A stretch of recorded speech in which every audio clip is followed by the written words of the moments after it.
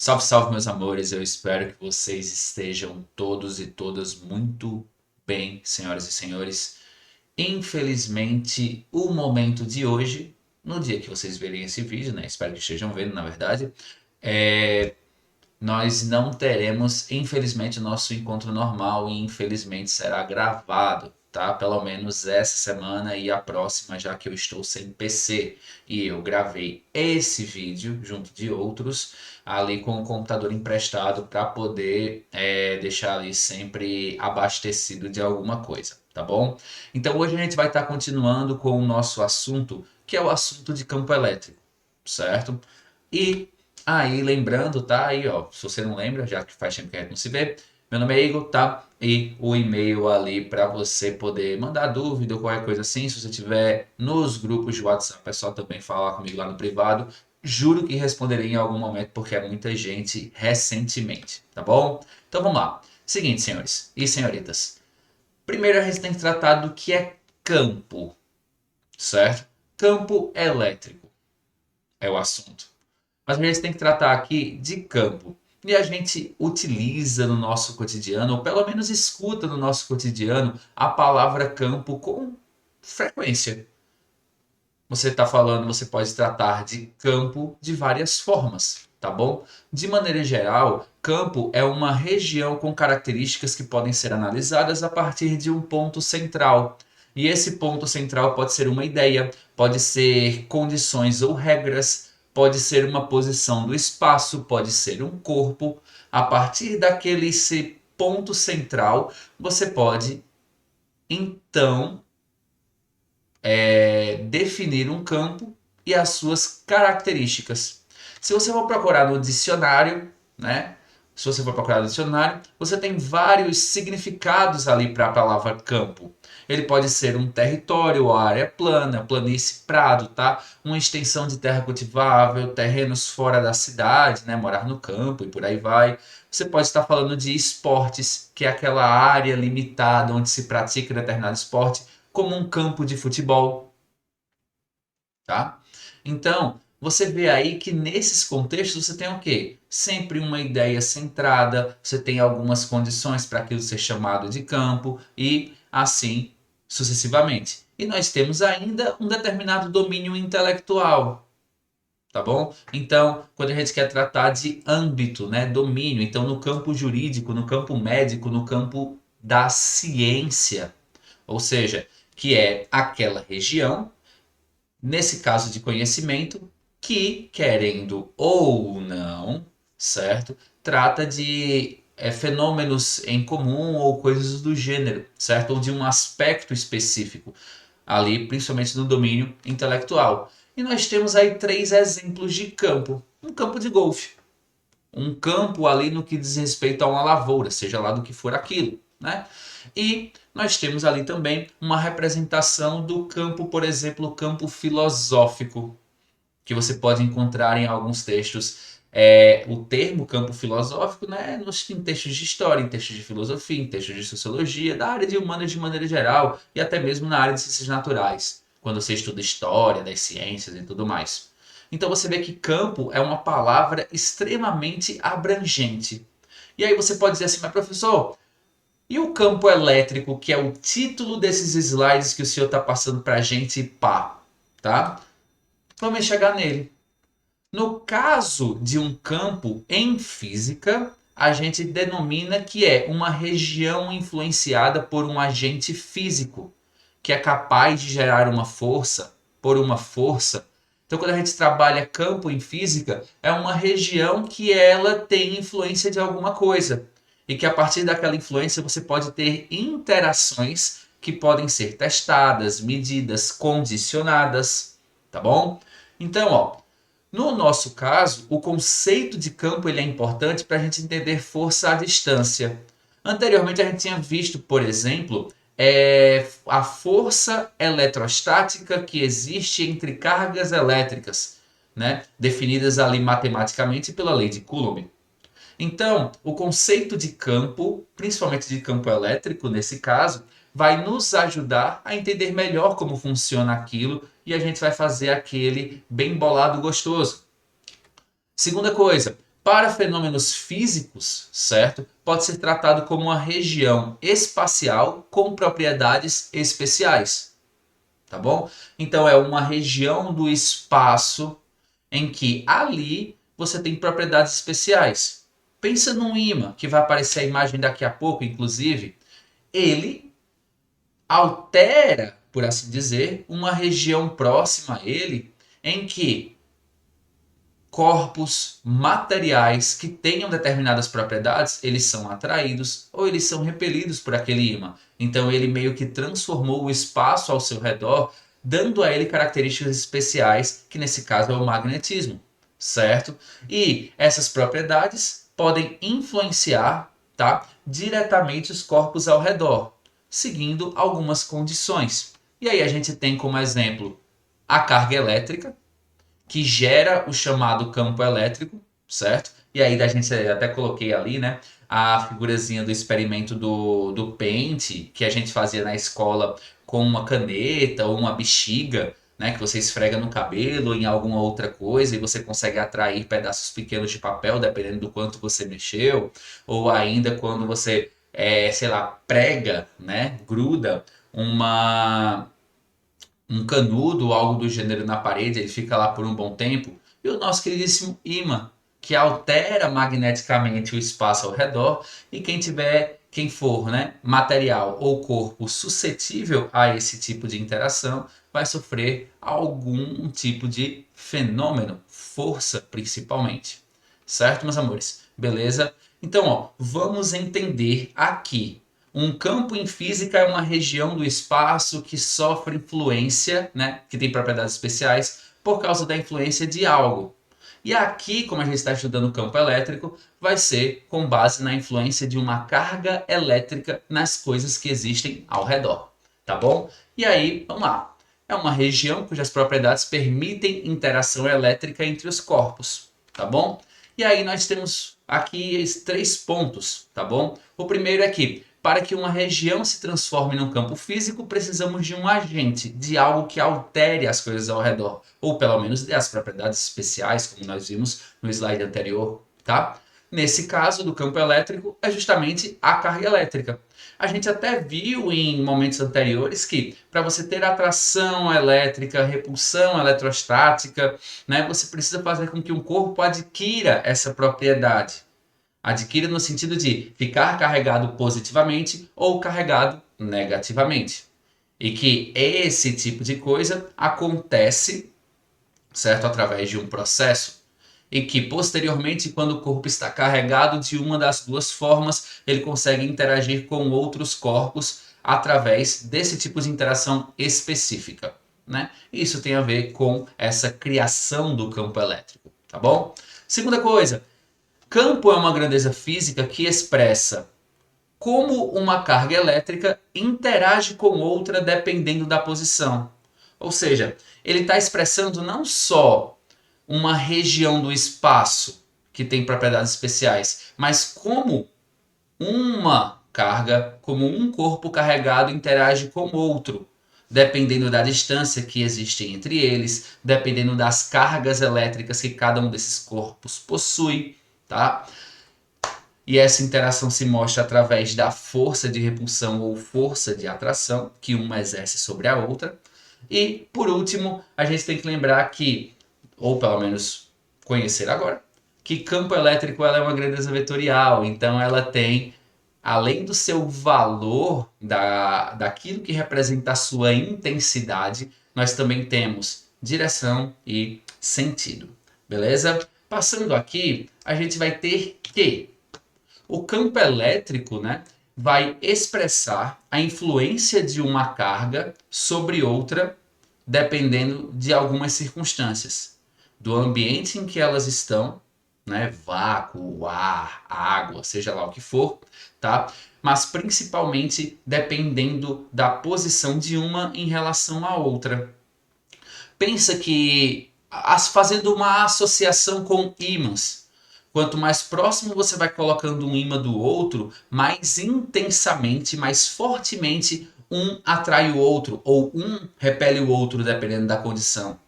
E essa questão de posição, que é você estar muito afastado, você estar muito próximo, influencia na influência de uma carga sobre a outra, por conta desta questão de campo.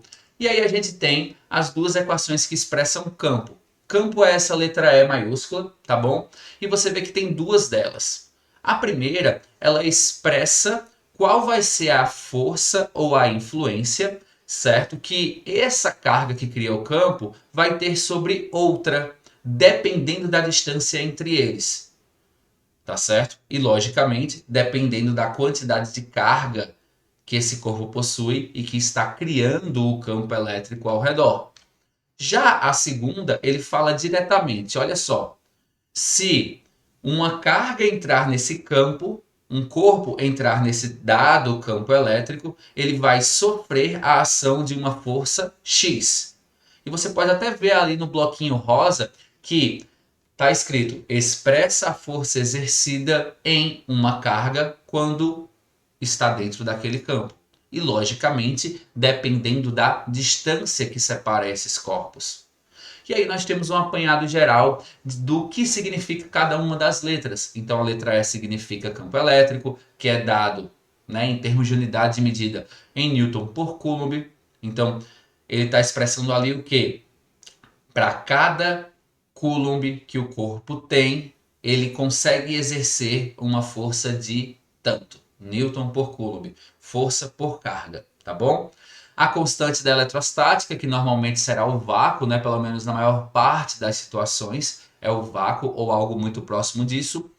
O Q maiúsculo é a carga elétrica que cria o campo. E quanto mais intensa ela for, maior é a zona de influência, tá, que essa carga possui. Ou seja, maior é o campo, maior é a região do espaço com que ela consegue interagir com as coisas, né, em caráter elétrico, lembrando sempre. O D representa a distância do ponto, né, do espaço até a carga, que a carga é a questão central de um campo elétrico, já que é ela que cria. E o F, força aplicada em outra carga. E o Q é a chamada carga de prova. Professor, o que seria uma carga de prova? É aquela carga que você coloca numa região do espaço e tenta medir se há algum tipo de interação elétrica.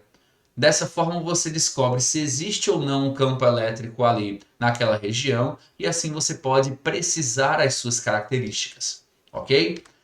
E lembrando que aquele casinho ali, como eu mencionei lá no quadro, né, de letras e tudo mais, que aquele K ele vai fazer referência normalmente à constante da eletrostática, que possui aí valor arredondado de 9 vezes 10 a nona, Newton por Coulomb, Newton vezes Coulomb quadrado, metro quadrado, ok?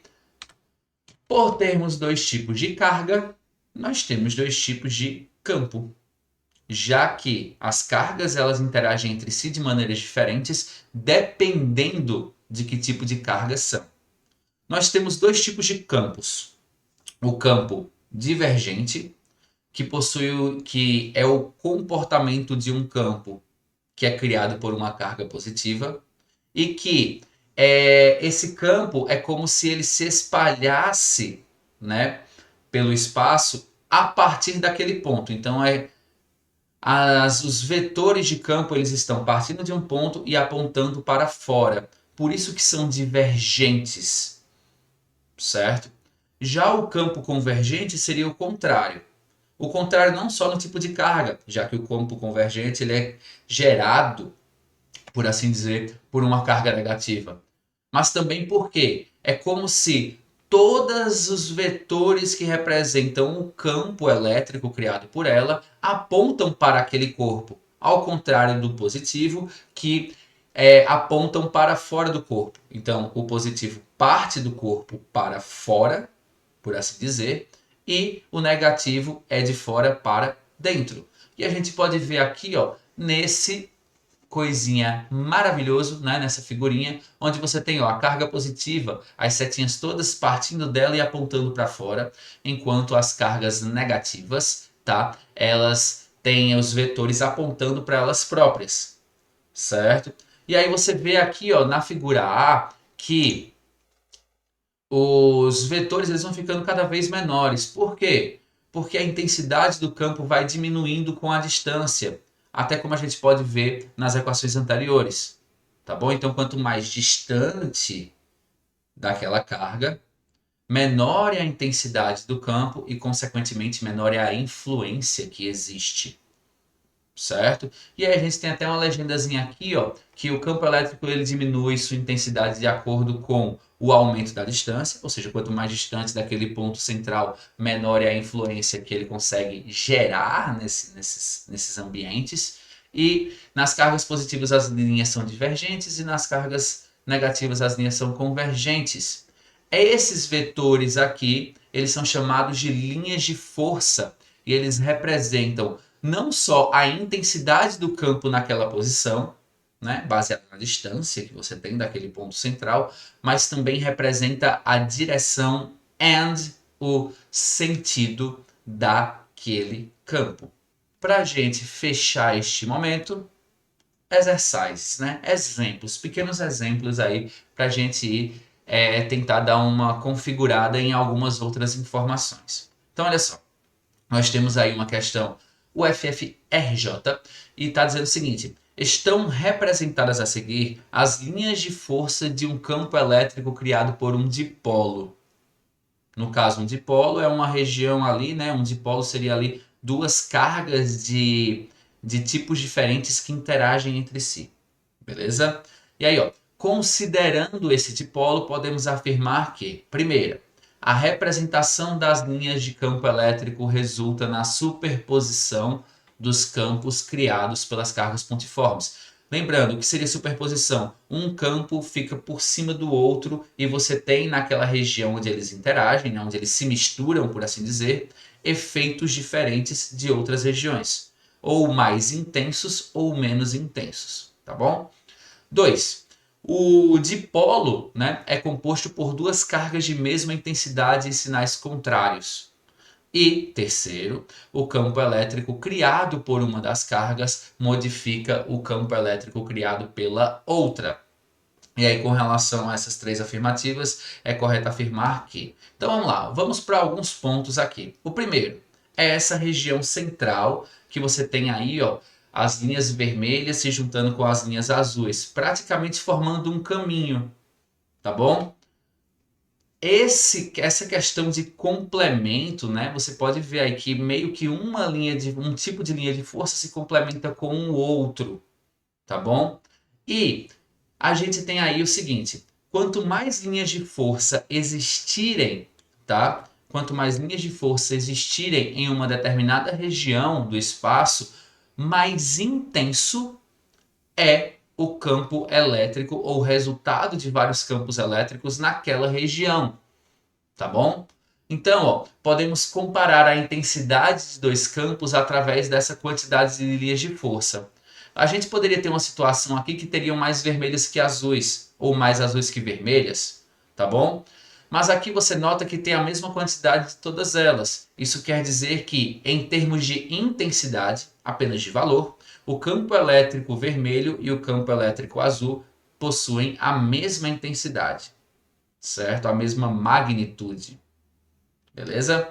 Segunda coisa, nesse tipo de questão, nesse tipo de situação de análise, você pode identificar que tipo de carga é baseado em como as linhas de força elas se comportam. Se elas apontam para fora, partindo do corpo, daquele ponto central, ou se elas apontam para aquele ponto central.